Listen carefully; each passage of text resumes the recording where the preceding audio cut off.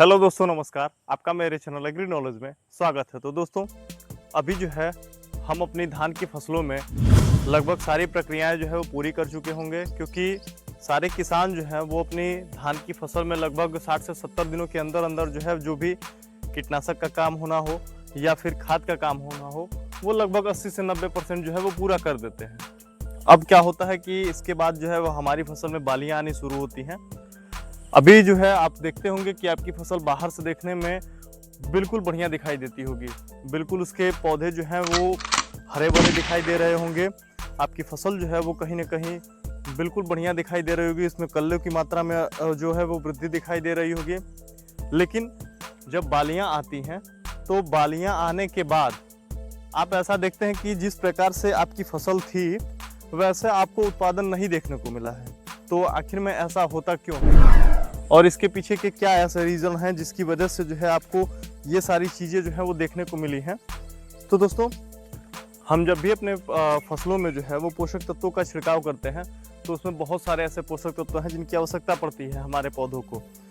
तो सबसे अधिक तो धान में जो है वो यूरिया का छिड़काव किया जाता है, और यूरिया का छिड़काव तो एक बहुत बड़े स्तर पर किया जाता है, क्योंकि कई जगह के किसान तो डीएपी का भी उपयोग नहीं करते हैं, बस केवल यूरिया के बेसिस पे जो है वो फसलें काट ली जाती हैं। लेकिन अगर हम यूरिया के साथ जो है वो डीएपी का भी उपयोग कर रहे हैं, उसके साथ जिंक का भी उपयोग कर रहे हैं, सारी चीज़ों का उपयोग कर रहे हैं,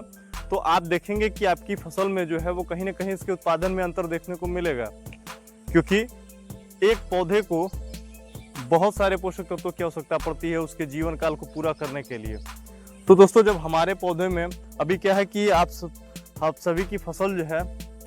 इसकी वानस्पतिक वृद्धि जो है वो कहीं ना कहीं पूरी हो चुकी है और इसमें बालियां आनी शुरू हो चुकी हैं। तो बालियां कैसे जो है वो बढ़िया तरीके से आए, बालियों की लंबाई कैसे अच्छे तरीके से हो और बालियां जो है उसमें दाने जो है वो कैसे बढ़िया तरीके से भरें, तो इसके लिए अंतिम छिड़काव या तो आप इसका फोलियर स्प्रे करवा सकते हैं या तो फिर आप यूरिया के साथ इसका स्प्रे जो है वो करवा सकते हैं। अगर आपने यूरिया का छिड़काव नहीं अभी तक करवाया है तो अंतिम यूरिया खाद के साथ भी इनका छिड़काव करवा सकते हैं। तो दोस्तों, उसमें जो सबसे पहला जो फर्टिलाइज़र है जिसको आप पोटास के नाम से जानते हैं, क्योंकि पोटास एक ऐसा फर्टिलाइज़र होता है जो हमारे पौधे में जब बालियाँ आती हैं तो उन बालियों के विकास के लिए, उसमें जो दाने भर रहे हैं उन दानों के विकास के लिए और तो और हमारे पौधों में जो बालियां आ रही हैं उनकी ग्रोथ के लिए बहुत ही ज़रूरी है। इससे ना केवल हमारे पौधों में रोग और कीट कम लगते हैं बल्कि हमारे उत्पादन में भी वृद्धि देखने को मिलती है। और दूसरा जो पोषक तत्व है वो है बोरॉन। दोस्तों, हम क्या होता है कि धान या किसी भी फसल में बोरॉन का स्प्रे बहुत ही कम करवाते हैं, लेकिन बोरॉन एक ऐसा पोषक तत्व है जिसका उपयोग करवाना बहुत ही ज़रूरी होता है और ये हमारी फसलों में बहुत ही आवश्यक पोषक तत्व है, क्योंकि जब हमारे पौधों में बालियां निकलनी शुरू होती हैं तो इसमें पॉलिनेशन होता है और पॉलिनेशन और फर्टिलाइजेशन के बाद जो है फिर इसमें दाने भरने शुरू होते हैं। तो बोरान एक ऐसा पोषक तत्व है जो एक पॉलिनेटर का काम करेगा, जो एक पॉलिनेशन प्रोमोटर का काम करेगा, और हमारे पौधे में जितना अधिक पॉलिनेशन होगा उतने बढ़िया तरीके से बालियों का विकास होगा। तो इसके लिए आप अंतिम छिड़काव के समय बोरॉन का स्प्रे करवाना ना भूलिए, या फिर आप अपना अगर यूरिया का छिड़काव करवा रहे हैं तो उसके साथ बोरॉन का स्प्रे जो है वो जरूर करवाइए। और इसके साथ साथ आप एक फंगिसाइड का भी उपयोग करवाइए, क्योंकि